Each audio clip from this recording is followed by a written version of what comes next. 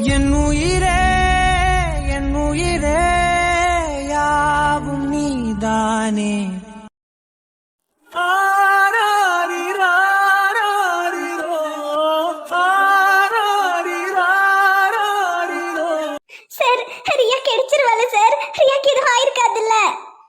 ஒன்னும் ஆயிருக்காத ஐஷு, நீ கொஞ்சம் அழாம வா, அவ கிடைச்சிருவா. இல்ல சார், எனக்கு ரொம்ப பயமா இருக்கு சார். பயப்படாத ஐஷு, அவ கிடைச்சிருவா, நீ கொஞ்சம் அழாம வா.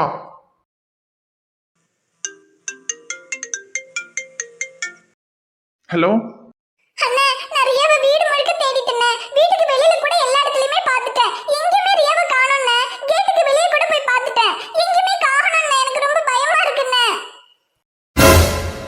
என்ன சாரா சொல்ற? சரி இரு, நான் வீட்டுக்கு தான் வந்துகிட்டு இருக்கேன். நான் வர்ற வழியெல்லாம் தேடி பாக்குறேன், இல்லனா போலீஸ்ல கம்ப்ளைண்ட் கொடுக்குறேன். சரிண்ணே. என்ன சார், ரியா கிடைக்கலையா? அப்ப வீட்ல இல்லனா நிச்சயமா யாராவது கடத்திட்டு தான் போயிருப்பாங்க. ஐயோ கடவுளே, எனக்கு ரொம்ப பயமா இருக்கு சார். ஐஷு அழாத ஐஷு, தேடி பார்க்கலாம், இரு, ரியா கிடைச்சிருவா. ஐயோ கடவுளே, என் பொண்ணு எப்படியாவது கிடைச்சிரணும்.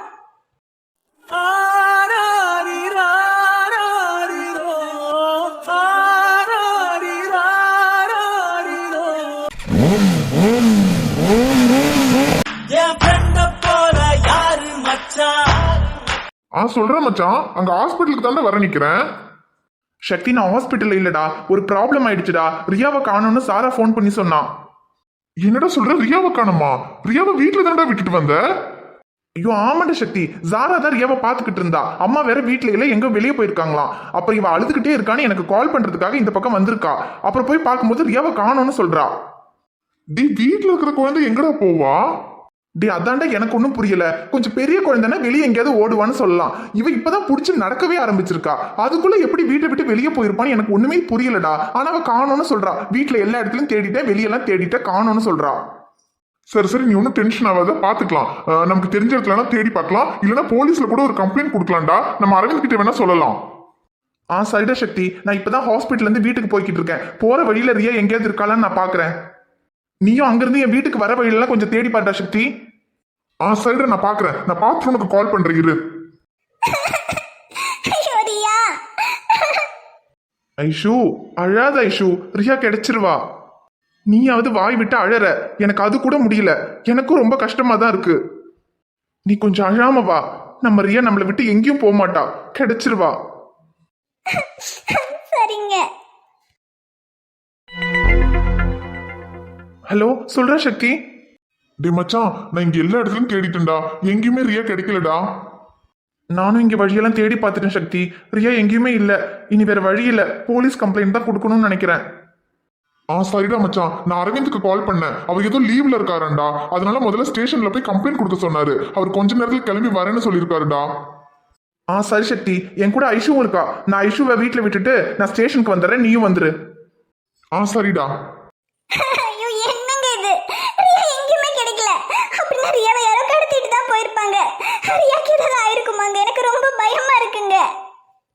ஐஷு இங்க பாரு, அவளுக்கு எதுவும் ஆயிருக்காது. அப்படியே யாராவது கடத்திட்டு போயிருந்தா கூட இப்பதானே அவ காணாம போயிருக்கா. உடனே நம்ம போய் கம்ப்ளைண்ட் கொடுத்தோம்னா உடனே கிடைச்சிருவா. அவளுக்கு எதுவும் ஆகாது, நீ கொஞ்சம் அழாம இரு. எப்படிங்க அழாம இருக்க முடியும்? நம்ம எவ்வளவு இடத்துல கேள்விப்படுறோம், குழந்தைங்களை எல்லாம் கடத்திட்டு போய் என்னெல்லாம் பண்றாங்க. எனக்கு ரொம்ப பயமா இருக்குங்க. ரியாவுக்கு மட்டும் ஏதாவது ஆயிடுச்சுன்னா அப்புறம். ஐஷு இங்க பாரு, நம்ம ரியாவுக்கு அப்படியெல்லாம் எதுவும் ஆகாது. ரியாவை கண்டுபிடிக்க வேண்டியது என் பொறுப்பு. சரி இங்க பாரு, நான் இப்ப ஸ்டேஷன்ல போய் கம்ப்ளைண்ட் கொடுக்க போறேன். ஸ்டேஷனுக்கெல்லாம் நீ வர வேண்டாம், நான் உன்னை கொண்டு போய் வீட்டுல விட்டுட்டு போறேன்.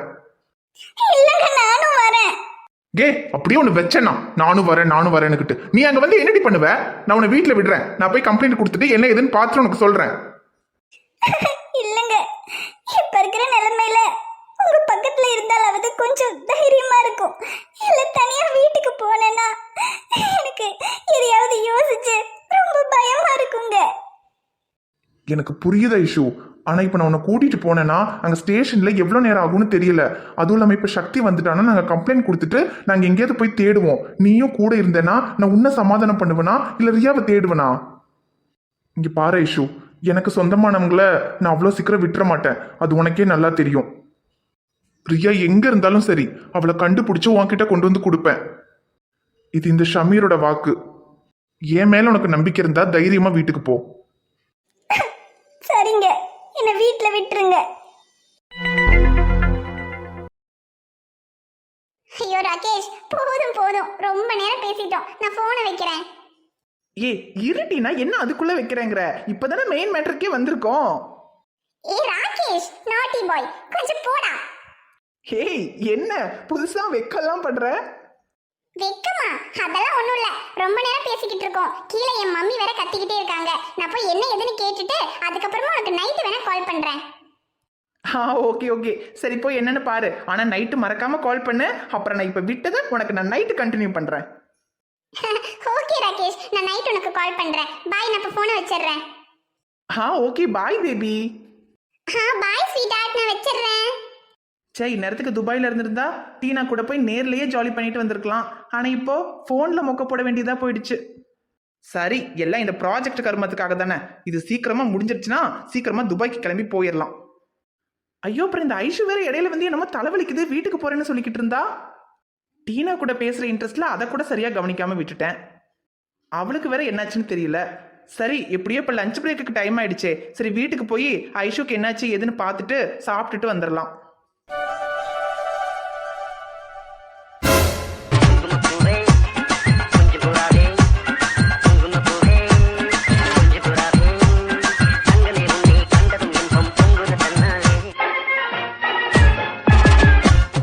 என்னம்மா பாக்குறீவோ? யார் இது? நம்ம கதையில புது ஹீரோயினி அறிமுகப்படுத்தி இருக்கா ஒண்ணா? ஐயோ, ஹீரோயினி எல்லாம் கிடையாதும்மா. நான் தான் சிம்ரன், உங்க சிம்ரன். ஆமா, நம்ம கெட்டப் எப்படி இருக்கு? நான் அப்படியே ஷாக் ஆயிட்டேன். அது வேற ஒன்று இல்லம்மா, நம்ம மாப்பிள்ளைக்கு நம்மள கண்டாலே பிடிக்க செய்ய மாட்டேங்குது. என்னதான் விதவிதமா கலர் கலரா ரகரகமா சுடிதார்களை போட்டுட்டு வந்து நின்றாலும் உன் மூஞ்சியை பார்க்கவே பிடிக்கலன்னு சொல்லி போடுறாருமா. அதுக்கு தாம்மா இன்னும் அழகுக்கு அழகு சேர்க்கும் விதமா இந்த தலையில டோப்பாவை கமிட்டி இருக்கேன். அப்புறம் தான் இந்த ஐஸோட கலர் கலரா என்னத்தையோ பெயிண்ட்களை வச்சிருக்காமா. மூஞ்சிலே வாயிலே கண்ணிலே எல்லாம் பூசுறதுக்கு அதையெல்லாம் எடுத்து கொஞ்சத்தை பூசிக்கிடுவோம். அப்ப கொஞ்சம் நம்ம அழகு இன்னும் கூடுமா இல்லையா? டெபினெட்லி. சரிம்மா, இதையெல்லாம் போட்டுட்டாவது நம்ம மாப்பிள்ளை முன்னாடி போய் நிப்போம். அப்பமாச்சும் அவருக்கு நம்மள பிடிக்குதான்னு பாப்போமா. இந்த ஐஸ் புல்ல நிறைய வச்சிருக்காமா கலர் கலரா. இதுல எந்த கலர் எடுத்து எங்கிட்ட பூசுறது எனக்கு தெரியலம்மா. சரி, எதையாவது எடுத்து எங்கிட்டாவது பூசுவோம். அது ஏதாவது ஒரு விதமா வருமா இருக்கும்.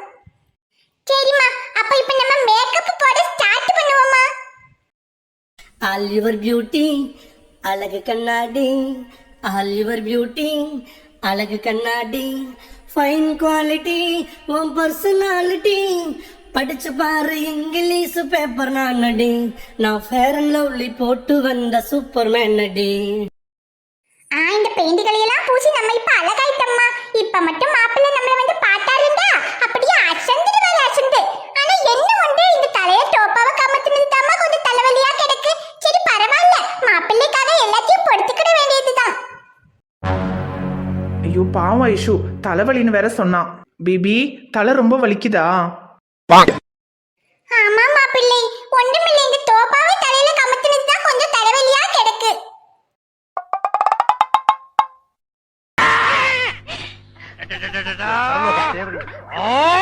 என்ன மாப்பிள்ளை அப்படி அதிர்ச்சியா பாக்குறீவோ? அது சரி, நான் யாருன்னு தெரியலையா? நான் தான் சிம்ரன். அது சரி, இவ்வளவு நாள் என் தலை பொங்கலுக்கு வெள்ளையடிச்சாப்புல இருந்துச்சு. இப்ப நல்ல சரோஜா தேவி கணக்கா கொண்டையெல்லாம் போடவும் உங்களுக்கு அடையாளம் தெரியாம தானே போவும். சோதிக்காதீங்க. அது ஒன்றே இல்ல மாப்பிள்ளை, நான் எப்பவுமே சுடிதார் போட்டுட்டு வந்தாலும் உங்களுக்கு பிடிக்க செய்ய மாட்டேங்குது. என்ன கண்டாலே தலைவலி வருதுன்னு சொல்லிடுவோ. அதனாலதான் சரி உங்களுக்கு பிடிச்ச மாதிரி இருப்போம்னு சொல்லி இந்த தலையில டோப்பாவை எல்லாம் கமத்தி இதான் இந்த ஐஸ் பிள்ளையோட பெயிண்டுகள் எல்லாம் எடுத்து கொஞ்சம் மூஞ்சிக்கும் பூசி இருக்கேன். இப்போ உங்களுக்கு என்ன பிடிச்சிருக்கா மாப்பிள்ளை? இத்து போன கிழவி, உன்னை என்ன வெண்ணுக்கு எனக்கு பிடிக்கணும். என்ன மாப்பிள்ளை நீங்க இப்படி சொல்றீவோ? என்ன இருந்தாலும் நீங்க எங்க வீட்டுக்கு மாப்பிள்ளையா வர போறவரு. உங்களுக்கு என்ன கண்டாலே பிடிக்கலன்னு சொல்லும்போது அது எனக்கு எவ்வளவு பெரிய அவமானம்னு உங்களுக்கு தெரியுமா? அதனாலதான் உங்களுக்கு பிடிக்கணும்ங்கிறதுக்காக இந்த சிம்ரன் என்னவெல்லாம் பண்ணிக்கிட்டு இருக்கேன்னு உங்களுக்கு புரியலையா மாப்பிள்ளை? இந்த கிழவி உண்மையாவே லூசா இல்ல லூசு மாதிரி நடிக்குதா? ஏ கிழவி, எனக்கு உன்னை பிடிக்கிறதெல்லாம் இருக்கட்டும். ஆமா ஐஷு எங்க? ஐஷா அவ என்கிட்ட இங்க இருக்கா. அவ உங்களோட இல்ல ஆஸ்பத்திரிக்கு வந்தா. காலையில என்னோட தான் வந்தா, ஆனா தலைவலின்னு வீட்டுக்கு வந்தாளே. தலைவலியா? ஐயோ மாப்பிள்ளை தலையில டோப்பாவை கமத்தினதுனால எனக்கு தான் தலைவலி. ஏ கிழவி, உனக்கு தலைவலி வந்தா என்ன, தலையே இல்லாம போனா எனக்கு என்ன? தலைவலின்னு ஐஷு வீட்டுக்கு வந்தாளா இல்லையா? ஐயோ மாப்பிள்ளை, அப்படியெல்லாம் ஒன்றும் ஐஷு என்கிட்ட வரலையே. அவ வந்தா நான் எப்படி அவ சுடிதார மாட்டிக்கிட்டு அவளுடைய மேக்கப் பெயிண்ட்கள் எல்லாம் எடுத்து பூசிக்கிட முடியும்? அவ மட்டும் வந்து இத பார்த்தா அவ்வளவுதான், என்ன கொண்டே போடுவா. என்னது, ஐஷு வீட்டுக்கு வரலையா? அப்ப தலைவலின்னு சொல்லி எங்க போனா?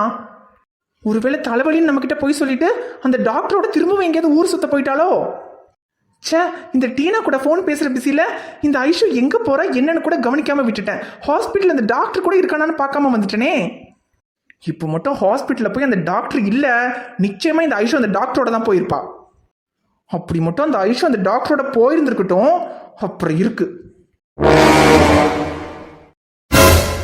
சார் சார் வண்டி நிறுத்துங்க. என்னாச்சு ஐஷு? சார் அங்க பாருங்க ரியா.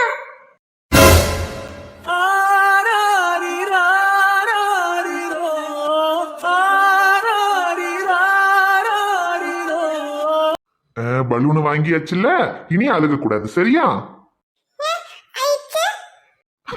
ஐஸும் வேணுமா? சரி இரு, ஐஸ் வாங்கி தரேன். ரியா இப்படி வாப்பா கையில. இவர் எப்படி குழந்தை எடுத்துட்டு வந்திருக்காரு? இந்த ஐஸ்.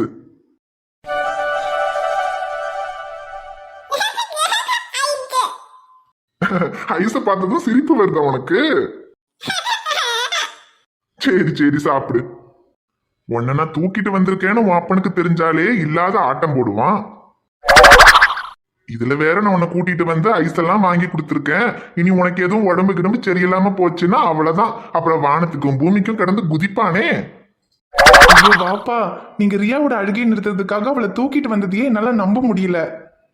எங்க ரியாவை கடைசி வரைக்கும் ஏத்துக்காமையே போயிருவீங்களோன்னு நினைச்சேன். ஆனா அவன் மேல இவ்வளவு பாசமா இருக்கீங்கன்னு நினைக்கும் போது எனக்கு ரொம்ப சந்தோஷமா இருக்கு வாப்பா. ஷமீர், உங்க அப்பா ரியாவை ஏத்துக்கிட்டதுல உங்களுக்கு ரொம்ப சந்தோஷமா இருக்குன்னு எனக்கு தெரியும். எனக்கும் ரொம்ப சந்தோஷமா இருக்குங்க. இப்ப எப்படி ரியாவை ஏத்துக்கிட்டாரோ அதே மாதிரி ஒரு நாள் நிச்சயமா என்னையும் ஏத்துக்குவாருன்னு எனக்கு நம்பிக்கை வந்துருச்சு. அப்பாடா, ரியா காணாம போயிட்டான்னு ரொம்பவே பயந்துட்டோம். ஆனா இப்போ ரியாவும் கிடைச்சிட்டா, ரியாவுக்கு அவளோட தாத்தா பாசமும் கிடைச்சிருச்சு. ஐயோ ரொம்ப சந்தோஷமா இருக்கு. இந்த சந்தோஷத்துல இவர் அப்படியே கட்டி பிடிக்கணும் போல இருக்கு. ஆனா நம்மளா கட்டி பிடிச்சா ஓவரா பண்ணுவாரே. Idea sir. ஐஷு, ரியா கிடைச்சிட்டா. ஆமா சார் கிடைச்சிட்டா. ஆனா உங்க அப்பாவுக்கு கொஞ்சமாவது பொறுப்பு இருக்கா சார்?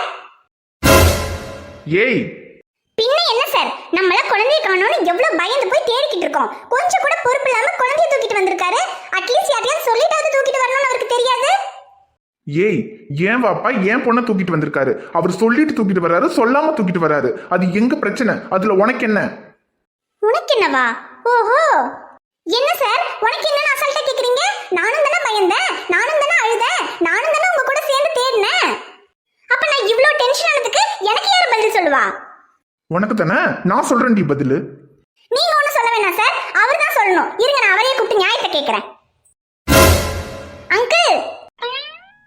அடியே வா இந்த பக்கம். அவர் கண்ணுல பட்டோம் அவ்வளவுதான். இங்க பாரு, இந்த ஐஸ இங்கேயே சாப்பிட்டுட்டு தான் வீட்டுக்கு போகணும். இதோட வீட்டுக்கு போனோம்னு வையி, உங்க அப்பா உன் கையில இந்த ஐஸ பார்த்தா அப்புறம் என்னையும் தான் திட்டுவான். இங்கேயே சாப்பிடுற என்ன? வெளியே தான் கெத்து, ஆனா அப்பாவை பார்த்தா ஏதோ 1ஆம் கிளாஸ் பையன் மாதிரி இப்படி பயப்படுறாரு. ஏ லூசு, மைண்ட் வாய்ஸ் நினைச்சு சத்தமா பேசிக்கிட்டு இருக்க. அப்புறம் எனக்கு என் அப்பா மேல பயம் இல்ல, மரியாதை. நான் எவ்வளவு பெரிய தப்பு பண்ணியிருந்தாலும் இன்னி வரைக்கும் என் முகத்தை பார்த்து இது ஏன்டா பண்ணேன்னு அவர் என்கிட்ட கேட்டதே இல்லை. இதுக்கப்புறம் ஒரு தப்பு பண்ணாலும் அவர் என்கிட்ட எதுவும் கேட்க போறதில்ல. அது அவருக்கு என் மேல வச்சிருக்கிற மரியாதை. அதே மாதிரி நான் பண்றது தப்பாவே இருந்தாலும் அவருக்கு பிடிக்காத விஷயத்த அவர் முன்னாடி பண்ணக்கூடாதுன்னு நினைக்கிறது நான் அவருக்கு கொடுக்குற மரியாதை. எங்க இருந்து தான் இப்படி ஸ்மார்ட்டா பேச கத்துக்கிட்டீங்களோ தெரியல.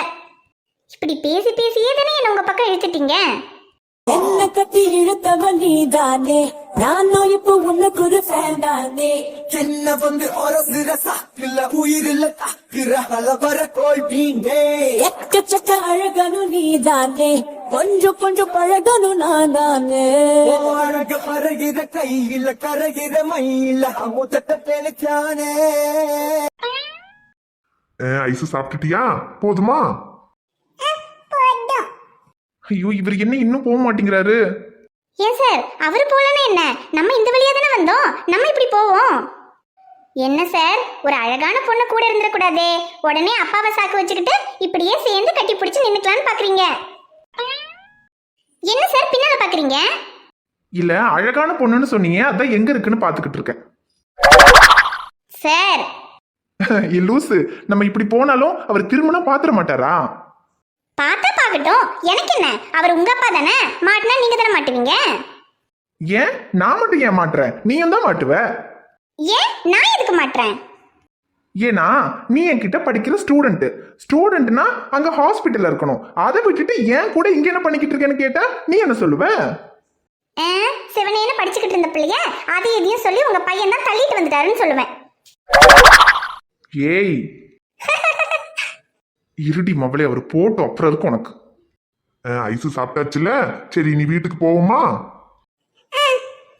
சரி வா போவோம். ஐஷு டார்லிங். ஐயோ சார், அதான் ரியா கிடைச்சிட்டால, வாங்க நம்ம ஹாஸ்பிட்டலுக்கு போவோம்.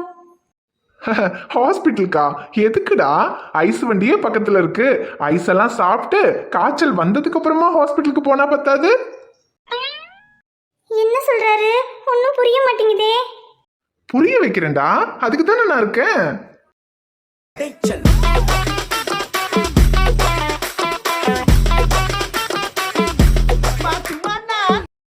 ஹாய் ஃப்ரெண்ட்ஸ், எல்லாரும் எப்படி இருக்கீங்க?